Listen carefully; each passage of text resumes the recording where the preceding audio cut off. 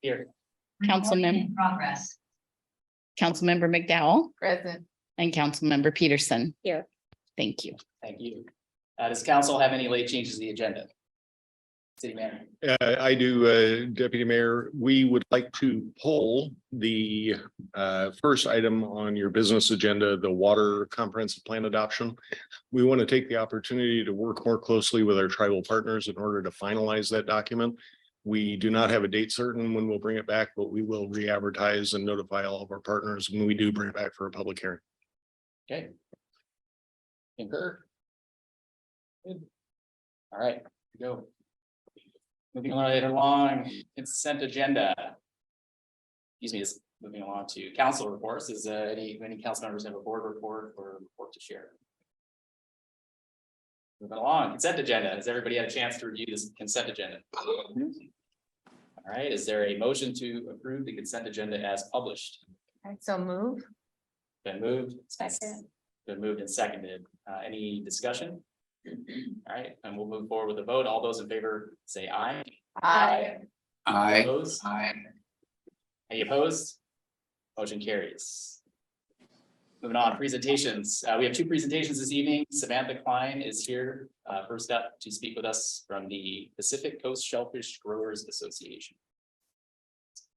Hello, my first time here, so It's okay. I brought a presentation. Okay, so yeah, hello, my name is Samantha Klein. I work for the Pacific Coast Shellfish Growers Association. And Bill Taylor of Taylor Shellfish Farms is here today if anyone has more complicated questions to ask. So we were founded in 1930. We're based in Olympia. And we represent shellfish growers who grow bivalve shellfish, so oysters, clams, mussels, geoduck. And our mission is to ensure a healthy social, regulatory, and natural environment for shellfish farming on the West Coast. And oh yeah, next slide.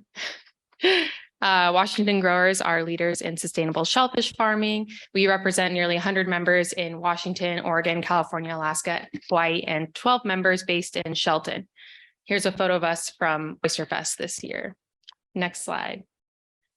So bivalve shellfish are filter feeders, which means that they filter plankton out of the water. They reduce excess nutrients in marine waters and can improve water clarity that benefits the ecosystem. An adult Pacific oyster can filter up to 65 gallons a day. So thinking about all those oysters and mussels and clams out there in the sound, you can think about all of their filtering capacity. Some estimates show that on average, farm shellfish remove 275 to 581 kilograms of nitrogen from the water. So they're removing nitrogen pollution. They also provide habitat and foraging opportunities for other marine species. Next slide. So some environmental challenges that the industry faces are invasive shellfish predator species like the European green crab or oyster drills, water pollution, which I'll touch on a bit later, climate change, including the heat wave that was really devastating for our farmers last summer, ocean acidification. We also would like to restore native species to the region, which are the Olympia oyster. And we also face some problems with shellfish disease. So these are all issues that the farmers are working on trying to solve, collaborating with government agencies and researchers. Next slide. So this graph shows since 2007, the upgrades of the classifications of shellfish beds in the Puget Sound. So there are roughly 258,000 acres of commercial shellfish growing areas in the Puget Sound. And about 86% of this area is suitable for harvest based on the water quality conditions. And in 2021, improved water quality conditions allowed for 4 growing areas to be upgraded. And this resulted in 623 acres being upgraded for ability to grow shellfish again. But unfortunately, a total of 1,059 acres were downgraded. So that was a net negative 436 acres in 2021. Over time, the situation has improved a lot, and the number of area available to grow shellfish commercially has increased, but as this shows, we still need to do more work on this. Next slide.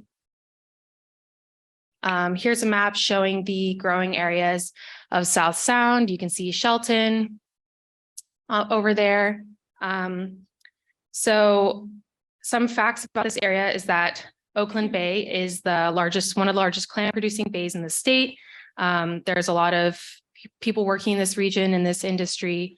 And the city has really done a lot to improve the growing conditions and update the sewage treatment plant. And that has really improved the conditions of the area. So Bill was telling me that, was it back in the 70s that where that arrow is, the red section right above Shelton used to extend to there. So you can see how much the situation has improved. And next slide. So the economic contribution of the shellfish industry to Shelton and the surrounding area is pretty large. The tailors at their processing plant employ around 150 people. And then for the farm crews, it's another 150 people in this region. And that's only one grower. And there's 12 PCSGA members operating this area, and then many more as well. So some further history. So 1960s and 70s, a good portion of Oakland Bay and Hammersley Inlet were closed to commercial shellfish farming, but due to all the work that the city put in to improve the sewer system, clean up septic tanks and improve the sewage treatment plant, that area has been expanded quite a lot. So the Department of Ecology regulates the effluent that comes out of that sewage treatment plant. Mostly what's being monitored is the fecal coliform output, which degrades as it hits the saltwater. So as much of that can be removed, and then as it enters the saltwater system, it will dissipate and not be degrading the quality of the shellfish being produced. Something to think about is there are possible UV treatments for removing noroviruses from wastewater effluents. And we also urge you to use any grant fundings available to upgrade stormwater treatment systems as well. And think about riparian buffers and increasing vegetation buffers around areas that might allow rainwater and stormwater to enter shellfish growing areas. But in general, we thank you so much for your support of the shellfish industry and of these wastewater treatment upgrades.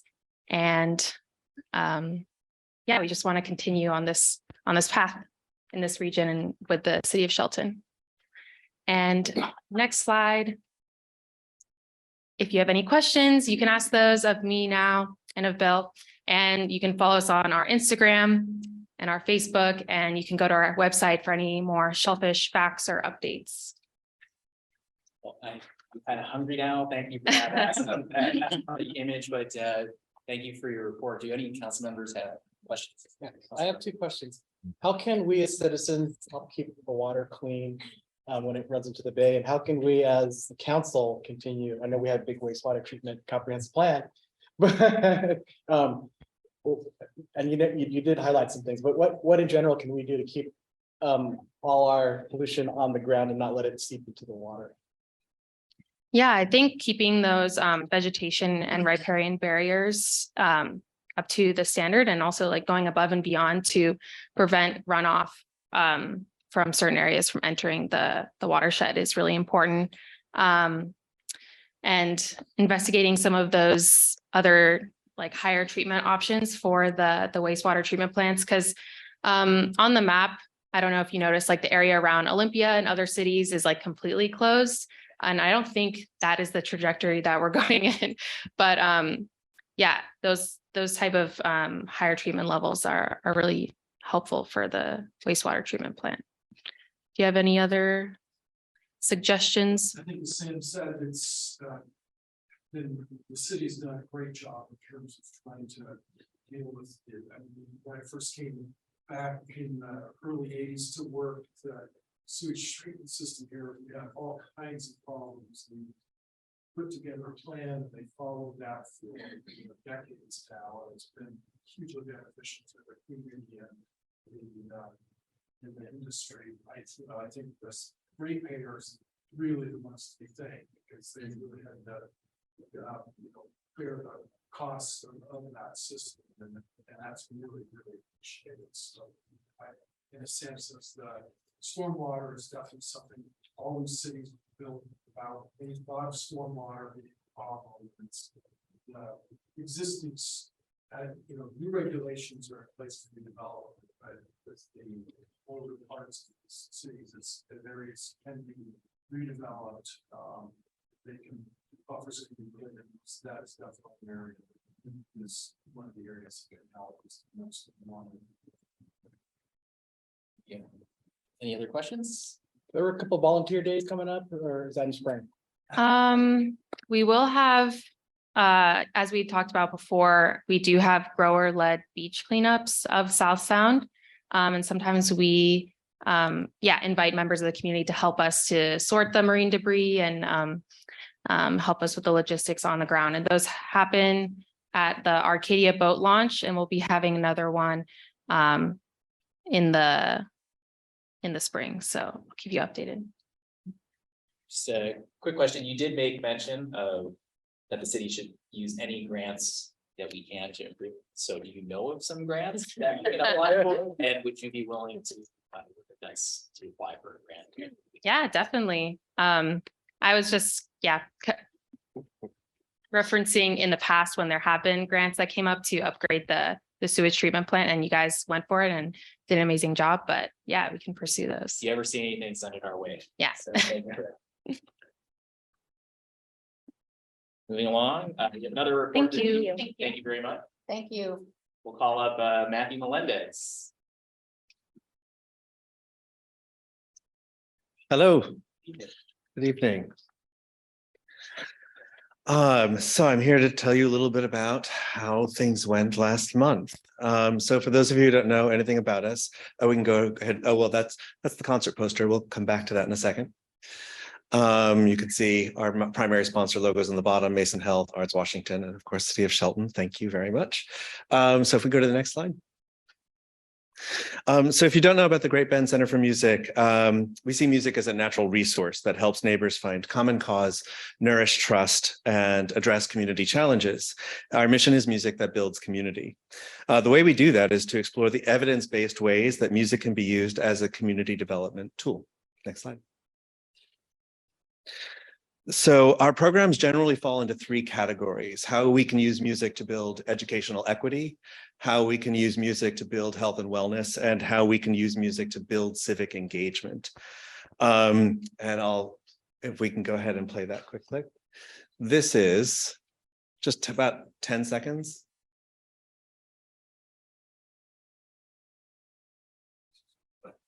That's okay. So pre-pandemic, all of our programs were in person. At the time when the pandemic arrived, we were getting ready to launch a collaborative early child music program with the new YMCA as part of YCare. I'm showing you this because it has direct bearing on the concerts that we had last week. That program, by the end of last school year, that map is there. That's all the states and the provinces in Canada. We had students participating in those classes, as well as 6 additional countries that are not shown. Over 500 families, and that's continued to grow. Next slide. So that's a good example of how we use music to build educational equity. That's an early childhood program that's delivered under contract to early child learning centers, but free, direct to families. It has kids 18 months through grade 3 on Zoom every day for 30 minutes. And 18-month-olds do really well on Zoom, I can tell you, even learning and performing music. And while it's a musical program, it's designed primarily to build school readiness for kids who wouldn't otherwise have access to a high-quality early childhood school preparation program. So that's one example. Another is our chorale, which is what we're here to talk about tonight. The Great Bend Chorale is designed to build civic engagement, and the way that it does that is by being designed to bring together people in the community who would not normally rub up against each other. And so and get them collaborating on an artistic project over time. It's the #1 way, according to the data, to build bridging social connections, which is something that rural communities particularly need in a number of different economic development and workforce development ways. And what those means is basically the casual connections that you have with folks that you don't just well enough, but it changes the way information flows through a community. It's the #1 determinant of a rural community's long-term success, is the level of bridging social connections that it has. And so the Chorale is designed to build those connections. And in order to do that, it means there has to be no barriers to entry, which means there's no audition. And if you can't pay the registration fees, we will find scholarship fees for you. And so as a result, it's pretty successful in reaching out into very different pockets of the community and bringing people together who would not normally be together in a room. Next slide. While we're going to the next slide, I can say the Chorale was designed based on doctoral research meant to build community development resources. I didn't anticipate that those community development intentions would also have artistic effects. And so we get a pretty high quality artistic product because of the same things that are meant to actually bring people together in collaboration throughout the community. It builds intrinsic motivation. People work harder to learn their notes, and we get a pretty great product. Go ahead. Oh, you won't be able to hear this very well. But this is a brief movement of our performance, I think Friday or Sunday at Faith Lutheran. The players are all from Seattle. They're all members of the Pacific Northwest Ballet Orchestra. I'll tell you, this is one of their favorite gigs because Shelton audiences are just kind of the best. They don't have any of the Seattle affectation. They clap at all the wrong places. They give people hugs in the intermission, and it's really kind of wonderful. So this was our first fall masterwork performance, which is our normal tradition in 3 years, our first post-pandemic one. And I want to say a big thank you right now that we might not have been able to do it without the support from the city of Shelton, because of all the years during the pandemic, I have to admit, the thing that I wasn't worried about was going back to concertizing. I thought, okay, we know how to do that. And I could not have been more wrong, from the way that people learn about concerts and purchase tickets to the way we have to practice in a hybrid way, because there literally was not 1 week in the entire 12-week rehearsal period where we had every member of the choir, primarily due to COVID. Not to mention all of the COVID protocols that we had to put in place. If you notice, all the singers are singing with high quality N95 singers masks. You can't see it in there, but there are also 4 Corsi Rosenthal box fans. And most of the players were also masked as well. And again, if you would have told me 5 years ago, I'd be living in a world where choral singing is one of the most dangerous things you can do, because we're in a pandemic, and that style of singing just happens to produce the right kinds of aerosols to make it most contagious. It's just a list of things that they didn't teach me in the doctoral program that I didn't know I'd have to deal with. So the performances were terrific. We had performances Friday night and Sunday night in Shelton at Faith Lutheran, and Saturday night at a friend of the organization, Plymouth Church, which is the best choral in Seattle, the best choral venue in Seattle. We have a long history of performing there.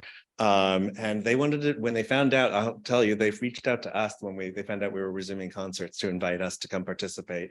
They're really angling for what we'll be doing next year, which is a revival of our Carnegie Hall debut performance piece, Borders, which is based on this community. And that we also won a National Endowment of the Arts award for, to remount and create a commercial recording of. But it was, I didn't know what to expect going into these performances. I didn't know if audiences would come back, and they did. And it was wonderful. It was a very different segment of audience than we're used to seeing as well. I was anxious about this presentation, I'll have to admit, going in, because I really didn't know what our out-of-county poll would be. Particularly, we're not on our Carnegie Hall victory lap anymore. So it ended up being a significant portion of the audience, primarily because of the players who brought family members from outside, and then those family members brought other people. We had a certain level of reputation as well, but it was really nice to sort of see that come back. So even in spite of, it was kind of nice to have the experience too. I'd forgotten this, the experience of opening night crises. And if you remember, opening night was November 18th, and there was a huge accident in Lacey on I-5, and it was closed in both directions. And all of our players and a couple of our singers, just because of doctor's appointments, were coming from Seattle that day. So I won't repeat the numbers that are in the JLARC because I think you can read those or whatever, but I do want to sort of point out a couple of things. And I'm going to be honest and say, I don't know if these trends are true post-pandemic, but I know that this data was true prior to the pandemic. Great Bend's out-of-county ticket purchasers that are actively introduced to one other business while they're here. And this is something we tracked probably about 10 years ago for about 2 solid years.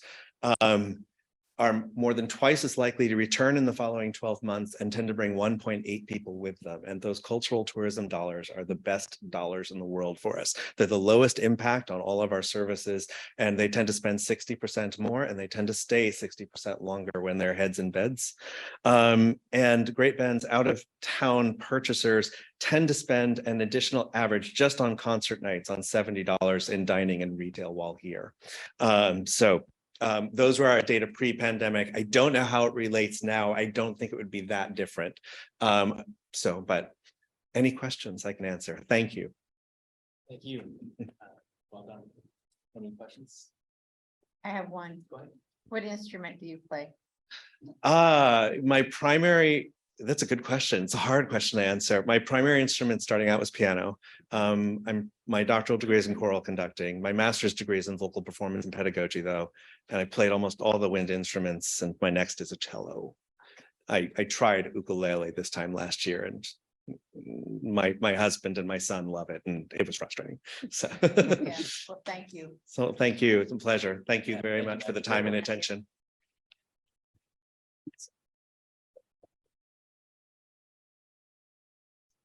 All right. We on to the public comment period. At this time, members of the public are invited to make public comment on any topic that is not listed in the agenda. Further down the agenda, we do have opportunities for public comment on those specific topics. Do we have anyone signed up for public comments? We do, Deputy Mayor. First is Dean Jewett. Morning again. Appreciate the ability to be here. Gonna do the shotgun approach again. You guys all got my emails.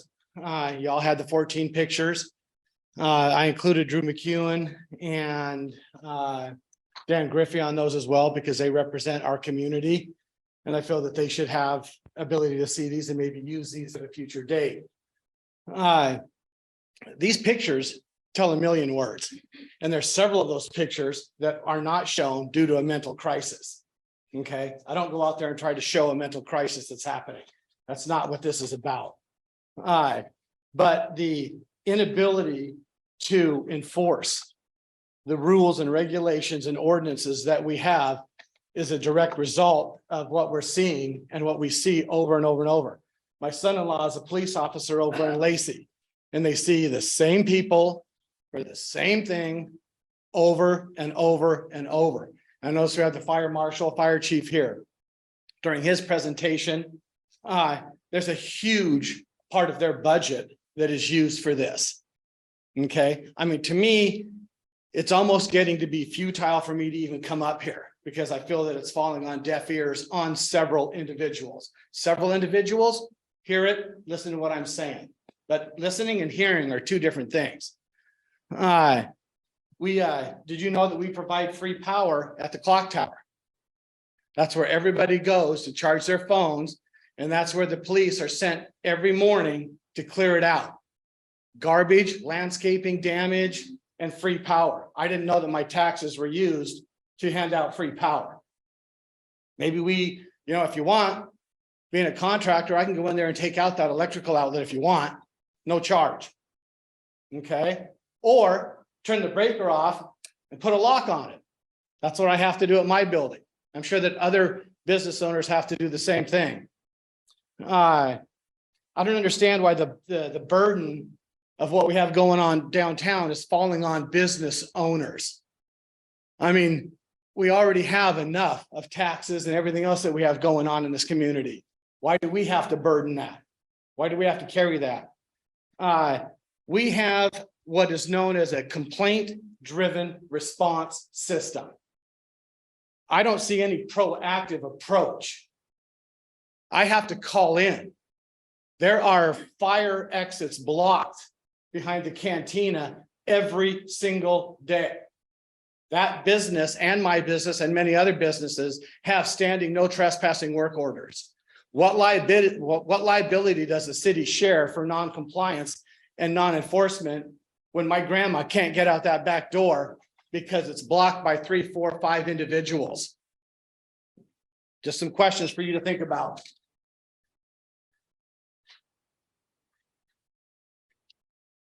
Next, we have Athena Ayers.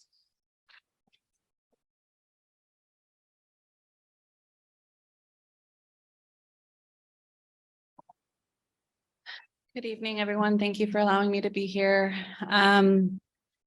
I too sometimes find myself with things in common with Dean Jewett.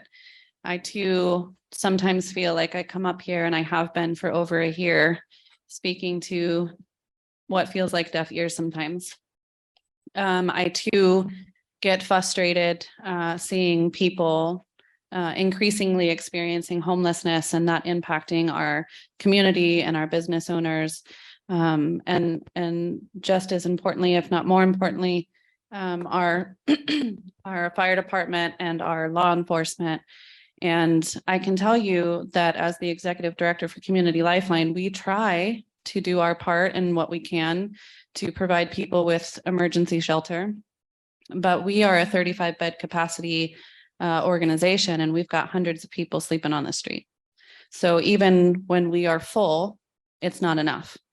And the people who have to suffer for that is our business owners, is our fire department, is our law enforcement, and you guys as community members. I am a community member.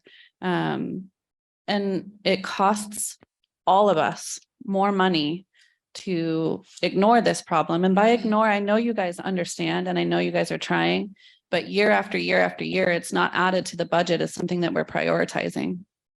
And I know that we're trying to take steps forward, but until we actually pencil out that dollar amount for what that's going to look like, we can't actually make progress. I mean, we can do the best we can and talk about it and have meetings and get together over and over and over again and have what feels like the same conversation. But we're going to see people continue to experience homelessness. I can tell you, as a single mom paying $2,200 a month for rent, that I have a job, and I still worry every single time I get paid, whether or not, if I had a car emergency, am I going to have to balance that out? People are experiencing that every day. So homelessness is complicated. It's not just about addiction. It's not just about mental health. It's about things are expensive, especially right now, So I just really hope that, even when we don't see eye to eye, that I think we have a lot of things that we want to move towards in common. And if we come together and really prioritize that, create an item line in our budget for that. I mean, as an organization for homelessness, going after different grants together and support. I mean, I think that we can make a bigger difference in this, but we can't keep having the same conversation over and over again. It's not doing anything. Thank you.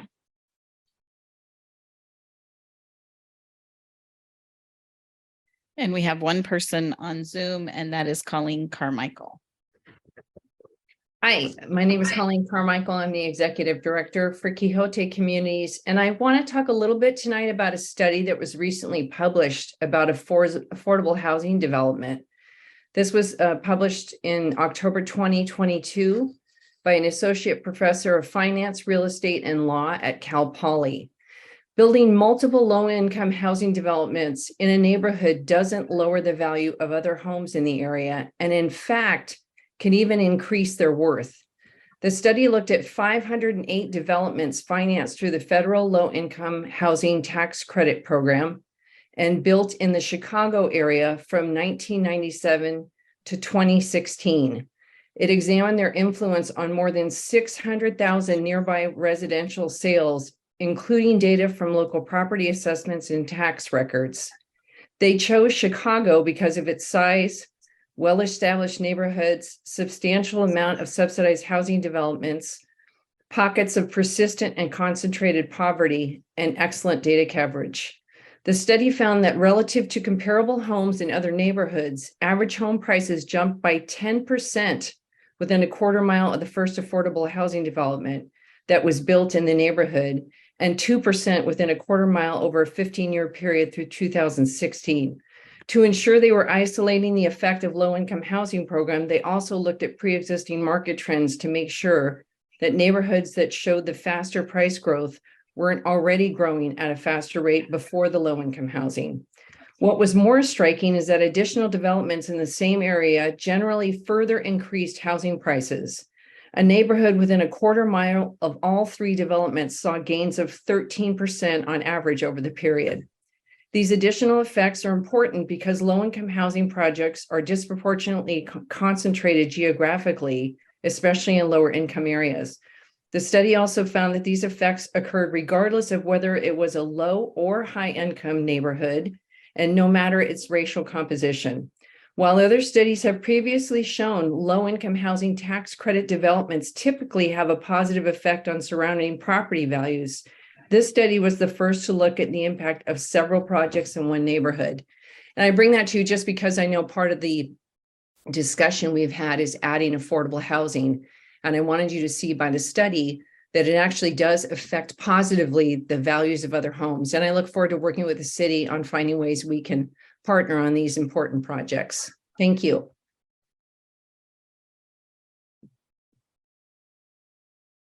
That is all for now, Deputy Mayor. Very much. Yes. I did not sign in. That's, I was just about to say, did anybody who did not sign in interested in providing comment, go ahead and approach the podium. Apologize for jumping the gun. My name's Terry Drexler. I am the board chair of the nonprofit, the Youth Connection. And I just we were meant to come here with our executive director, Susan Kirchhoff, who for some reason isn't here. So I hope everything's okay. So I have not prepared anything to say, but I just wanted to give you some updates on how and what we're doing at the Youth Connection. As you hopefully are aware, we have been providing transitional housing through rental houses. And we have seen a tremendous amount of success. These are homeless young adults who within about 43% of them who come into our rental houses within about 6 months are able to move out into permanent housing. And so we believe that has everything to do with the kind of support and the case management and the goal setting that is done from our staff with these clients. And we're pretty excited about these amazing numbers. And as you hopefully are also aware, we have received funding from both Congress, US Congress, and the state of Washington to purchase our current location on 2nd Street and renovate the top floor to 12 transitional housing units, where they'll have shared living spaces, but separate bedrooms. And we recently had a pre-submittal meeting with the planning staff. Unfortunately, the building code official was not able to be there, but had found out that due to our design, we need to have some code changes to have it be allowed use. Apparently, the Quixote Village code changes or the type of housing was that code was adopted strictly just coming off the city of, I believe, a different place that has a Quixote Village. And so it doesn't work for the type of housing we'll be doing. And so we were told by your new community development director that they would be very supportive of those changes. And we're hoping that it'll be quickly so that we can not have it keep us too far away. We do have a tremendous amount of money we still need to raise, so there's some time there. But I just wanted to give you an update about what we're doing, and we hope to come on a regular basis just to share with you folks the amazing successes we're finding. So thank you very much for your time.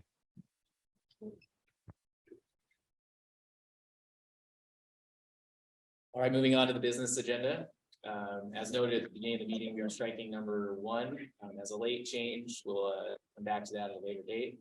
Moving on to item number 2, we have City Engineer Ken Gill with some information about a grant acceptance for well 1 rehabilitation.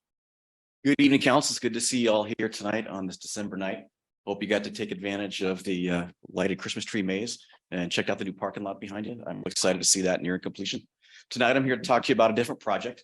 As you're listening to me talk, one thing that'd be nice to have in front of you is this figure that's part of your packet. And what it looks like is a kind of a thin blue line that goes down North Third Street. And what that is your existing gravity main that comes out of well 1 and feeds the high school tank. The high school tank is up behind the library because where the library used to be, there used to be a high school. So that provides the water source that feeds City Hall and much of downtown. Back in 2018, this project dates back to that. City staff worked with Gray and Osborne, their consulting firm. Don Miller's here tonight to answer any questions about the design and the project. But basically the project converts a gravity line into a pressurized line. There's no connections on it. And it's a fairly straightforward project in Railroad Avenue. We're tearing up roads and reconnecting people in the middle of the night and doing things like that. This project is much different than that. That has no connections to it. And most of the part of the project is out in the field, but the majority of the project pulls an existing pressurized line through an existing gravity line. So the funding for the project was provided by your state legislature, and kudos go to Mary Ricker and Jeff Knighton for filling out that form as part of the project way back when. Moving forward to that, staff has moved the project forward to where it's at in front of you tonight. There's actually a contract, and what I call is the money is real. To do that, we had to identify what the costs were, and we also had to reach out to the Squaxin, Skokomish, and Susquamish tribes to get their input for cultural and historical resources. But I recommend you move this resolution to the action agenda at your January 3rd meeting. If you have any questions, I'm happy to answer them. Thank you, Ken. Good job for filling out the form. And Mary. Thank you, Ken. Is there anyone offering up a public comment? No, there isn't, Deputy Thank Mayor. you very much. And council, do we have a motion? I move to place resolution number 1249-1122 on the action agenda on the January 3rd council meeting. Is there a second? Second. It's been moved and seconded. Do council members have any questions or comments? Mayor Onisco? No. No. All right, well, you got off easy there, Ken. So we have a motion and a second to replace resolution number 1249-1122 on the action agenda of the January 3rd, 2023 council meeting. Call for the vote. All those in favor say aye. Aye. Aye. Any opposed? Motion carries. Thank you very much. Moving on, item number 3. Ken Gill has some more information for us. Go ahead, Ken. This next item walks in step with the first, and it is the contract with Gray and Osborne that is the city manager needs to sign to complete the design and get us to bid. Again, as we been talking about before, staff have been working on this for a while. It's funded by the funding that we just passed and talked about. But again, with this, I recommend that you move it on to your action agenda and get Jeff's signature on this contract and finish the design and get it out to bid. Awesome. Thank you, Ken. Any public comment? No, there isn't. Thank you very much. And do we have a motion? I move to place resolution number 1250-1122 on the January 3rd council meeting action agenda for further consideration. Second. It's been moved and seconded. Any discussion or debate? Very well. We have a motion, a second to place resolution number 1250-1122 on the January 3rd council meeting action agenda for further consideration. All those in favor say aye. Aye. Aye. All opposed? All opposed? And motion carries.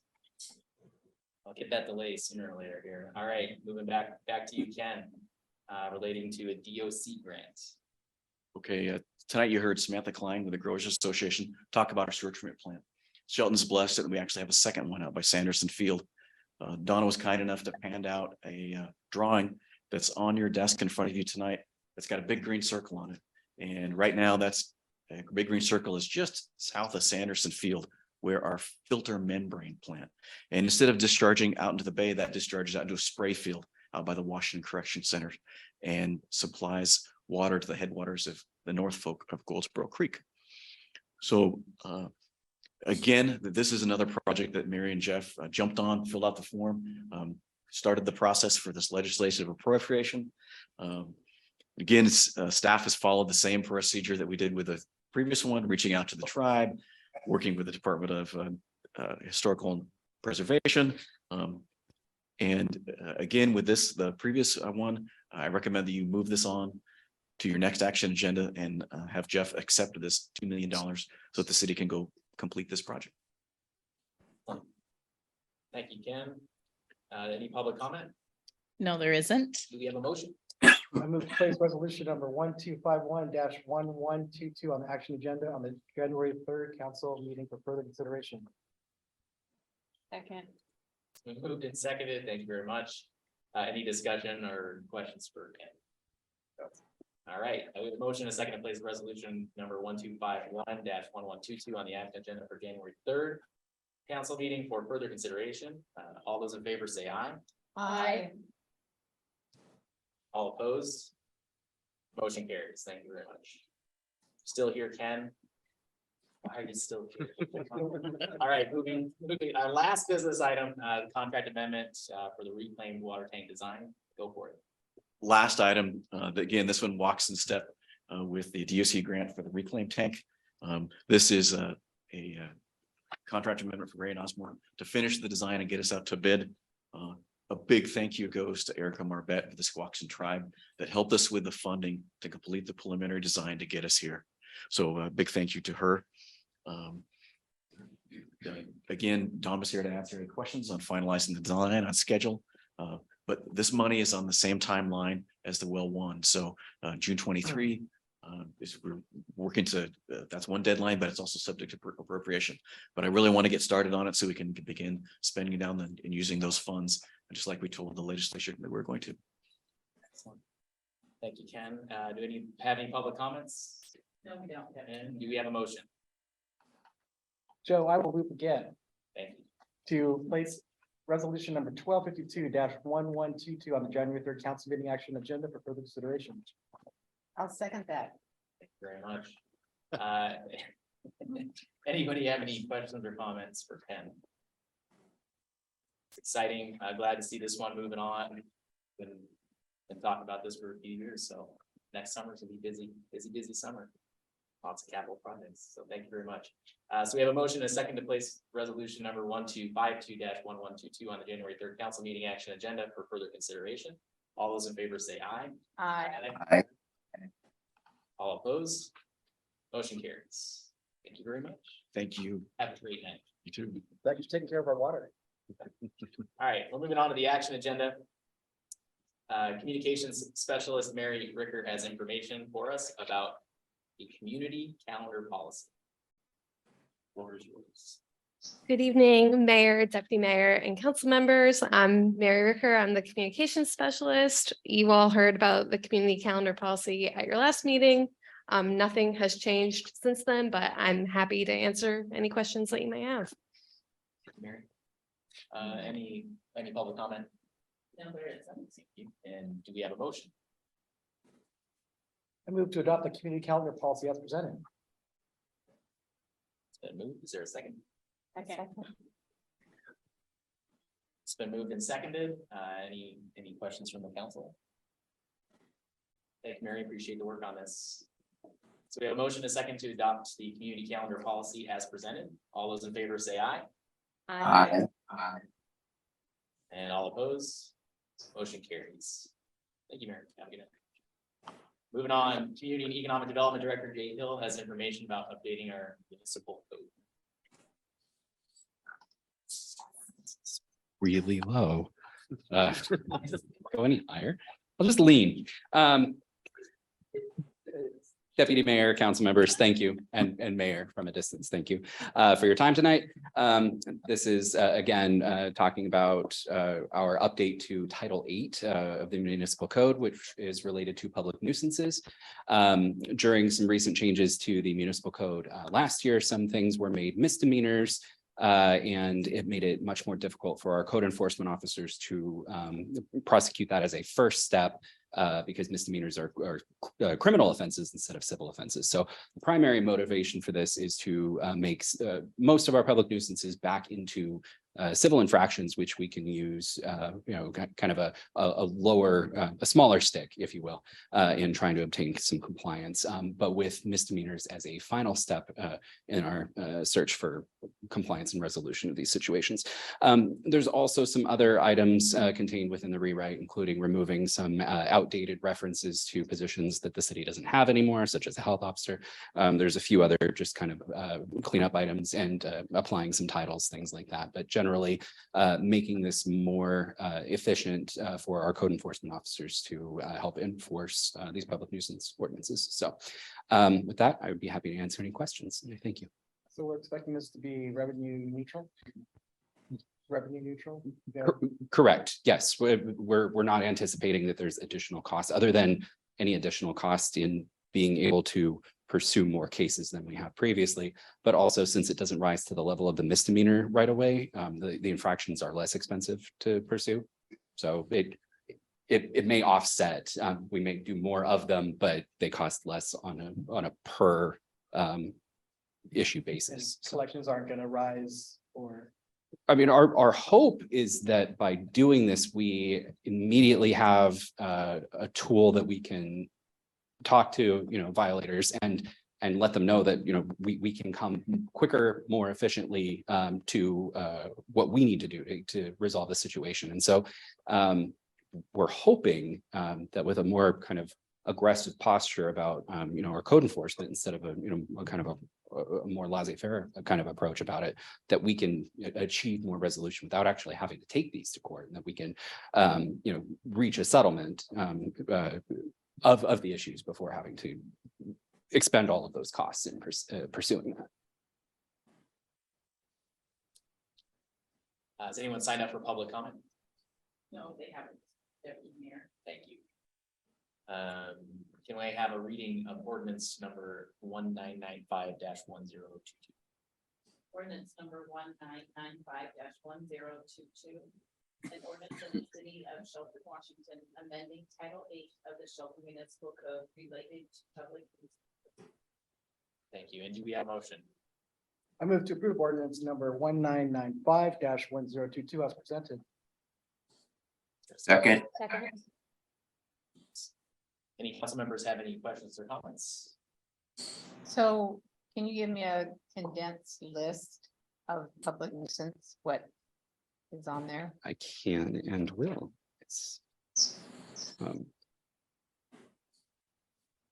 So within chapter 8.70 of the municipal code, there's a number of smaller things that they may not sound like immediately like a nuisance, but they can become more of a nuisance. For example, ponds or pools of stagnant water, those can become mosquito breeding grounds, things like that. So pools or ponds of stagnant water, carcasses of animals not buried or destroyed, garbage cans which are left open to the elements, dense smoke, noxious fumes, nuisance vegetation, which is apt to damage or impair streets or public right-of-ways, existence of trash, spillage, litter,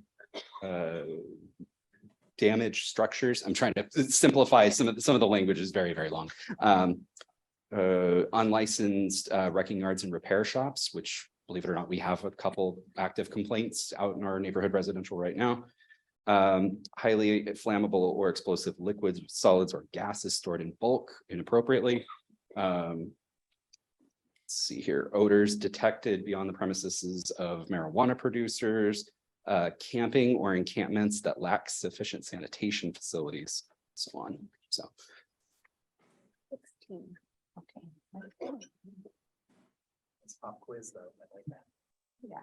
glad I printed this off before I came down. I almost didn't. One more question is, how are we dealing with the noise ordinance? We did a noise ordinance a while back on noise after a certain time at night.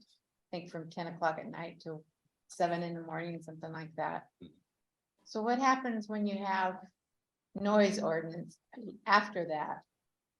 What do we do? Like after 10 o'clock at night? if there's noise that late in the evening. Typically that would come through as a call to the police department or to code enforcement. Code enforcement doesn't operate that late, Right. so we may follow up later. If it goes to police, police would proceed with that, during that time, and they would take care of that. Yeah, and if I might, the procedure for that was laid out in that ordinance. So the first contact is just hey, it's after 10 o'clock, it's over the noise threshold. The second, I can't remember what the second step is. The third step is the issuance of a civil infraction, if I remember correctly. We can provide that ordinance to you tomorrow, first thing in the morning. The only problem I see with that, we live down at end of Fifth Street and there's a car that goes back and forth all night long. And whether anybody could catch them or not. I mean, they kind of disappear when they're reported. So it's kind of a hard one. And Huh?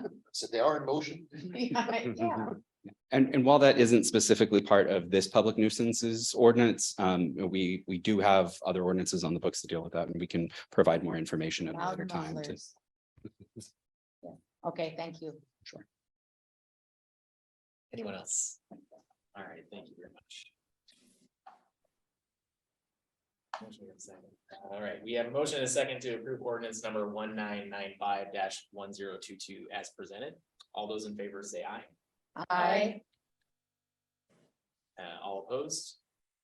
Motion carries. Thank you, Jane. Thank you.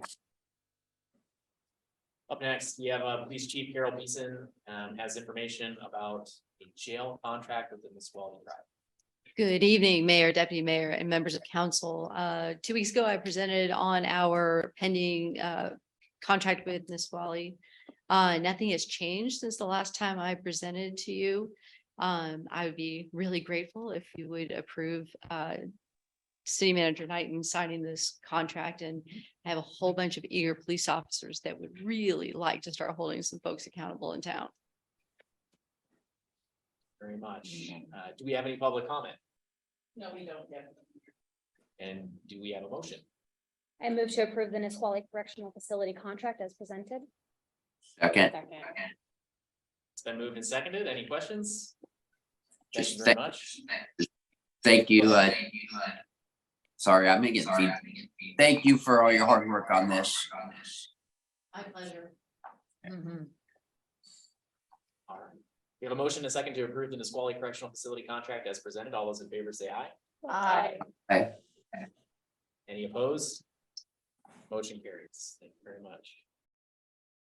The last action item is an alternative response team grant acceptance. City Manager Knighton has the details. Thank you very much, Deputy Mayor, Mr. Mayor, and council members. Tonight, we have as a single reading on your action agenda, a grant acceptance from the Association of Washington Cities. It was a grant opportunity that came up as part during the discussions of the Homelessness Task Force, where the DCR, the Designated Crisis Responder, was identified as one of the recommendations to City Council. We applied for the funding from this grant comes from Senate Bill 5693. And the purpose is to assist cities with documented costs to create co-responder programs. The city applied for and was awarded up to $175,000 to implement a DCR program here. And with the grant acceptance, we will immediately begin working with community partners to implement the program in early 2023. And I would be happy to answer any questions if you have any. All right, do we have any public comments? No, we don't. And do we have a motion? I move to authorize the city manager to sign and execute the contract with the Association of Washington Cities to fund the DCR in Shelton. As a friendly amendment, do we need to waive the free touch rule as required by the council's protocol manual? I think as part of the motion, you can make that statement, sure. So if Miguel, if you would accept a friendly amendment to waive the free touch rule and have a single reading on this item. So accepted. Thank you. And I'll second. Okay, we have, do any council members have any questions or comments? This is excellent. Glad we're doing this. 2 in a row right now, last meeting of the year. We're getting some big things accomplished. So thank you very much for doing this. So we have a motion and a second to authorize to waive the free touch policy and move into action and authorize the city manager to sign and execute the contract with the Association of Washington Cities to fund the designated crisis responder in Shelton. All those in favor say aye. Aye. All opposed? Motion carries. Thank you very much. Moving on to administration reports, City Manager Knight. Thank you very much, Mr. Deputy Mayor, Mr. Mayor, and members of council. So a couple of things I wanted to mention tonight, if I can find the right piece of paper. There we go. First of all, I wanted to say a great appreciation for all of our road crews during the weather event last week.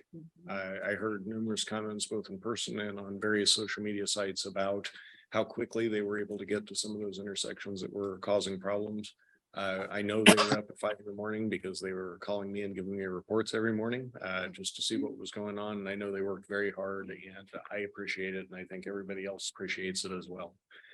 I hope everybody had a great time at the events over the weekend with the reverse parade and with the tree lighting.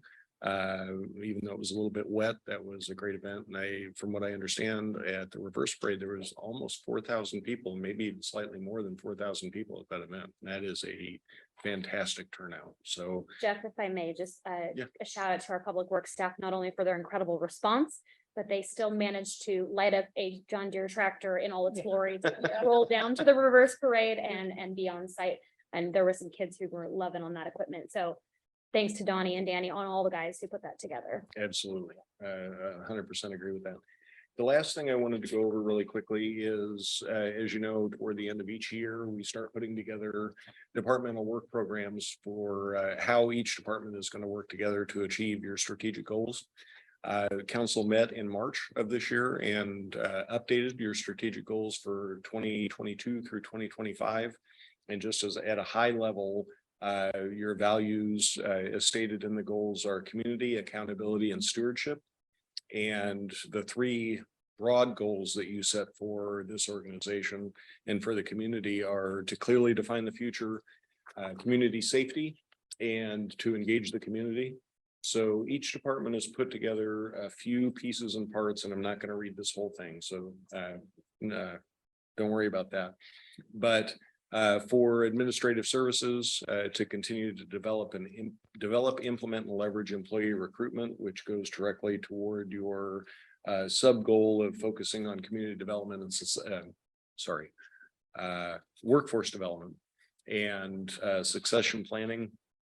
And planning proactively by implementing in 2023 the asset management system, which over time will save the community a significant amount of money just by being proactive with our maintenance and taking care of what we have and actually knowing where it is. Community and economic development has several goals that they will commit to. One of the highlights that I wanted to mention, because code enforcement is so important to council, is that commit to funding a revolving abatement fund to address some of those community issues, some of those community nuisances that Director Hill talked about a little bit earlier, and restarting the community spring cleanup program. So we're going to commit to doing that as well. Several other items in there directly related to your goals. The which one's this one? Finance. They put together the budget and reporting transparency component, and that we as a organization and you as the council have made it a priority to be as transparent as we can possibly be with spending of our public dollars and how we're doing that. So we have several ideas and actually several software tools that we will implement over the coming year to make that more transparent for our community. Parks and Recreation, one of the things we're most proud of and that we will expand next year is Movies in the Park at Neyland Park. I think everybody had a great time doing that. So that's one of the items I wanted to highlight.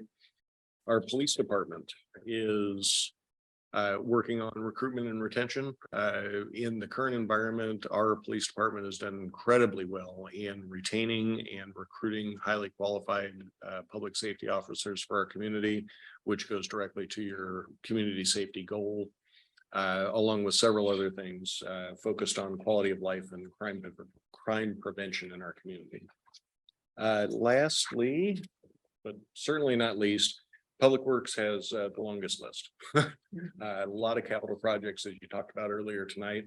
But a lot of those things go directly toward quality of life for our community, including 3 of the construction programs that were developed and funded through the local road safety program that you adopted earlier this year, and that we were able to generate $1.145 million for those construction programs.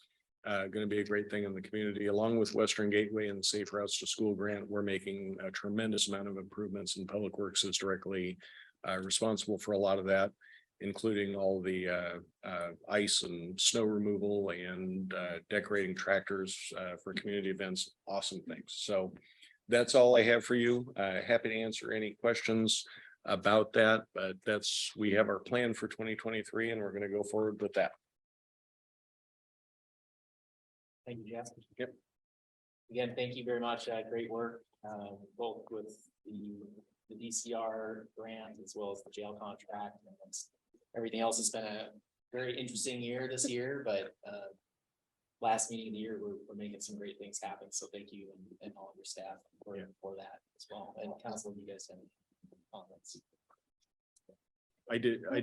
Oh, I'm sorry. I did also want to say we have the council meeting scheduled for December 20th. We do plan to cancel that unless there is a need to meet, but at this point, it's still open, but we'll likely cancel that as we get closer.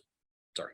Well, I just have one thing to say is that all these things that are happening in our city, positive, is the leadership, and we have to say a high five for the leadership.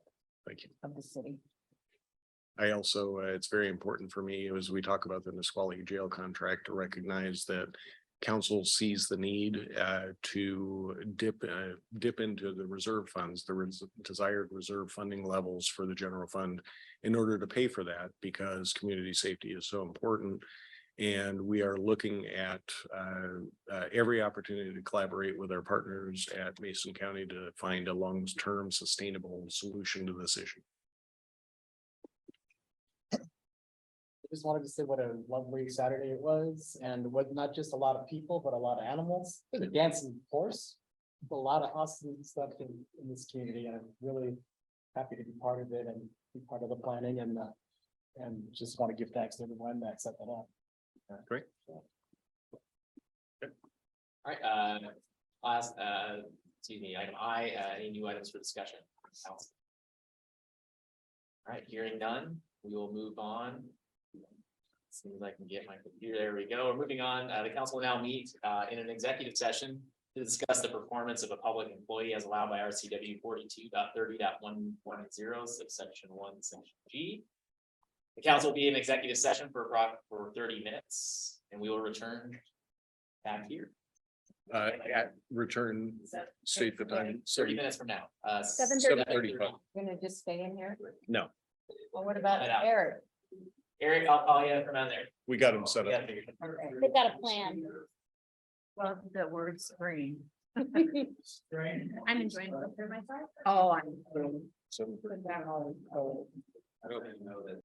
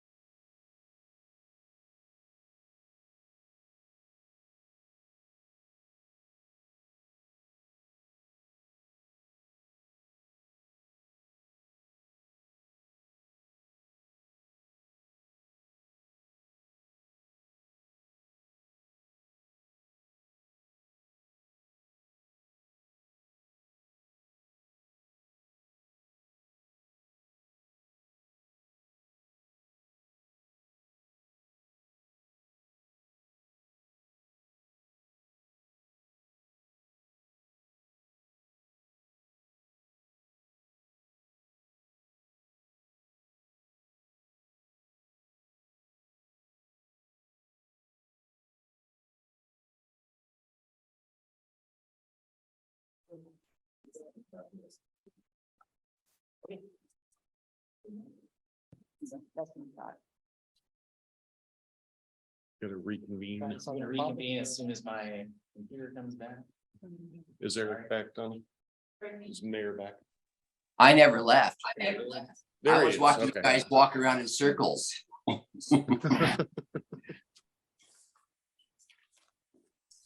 Waiting for my login.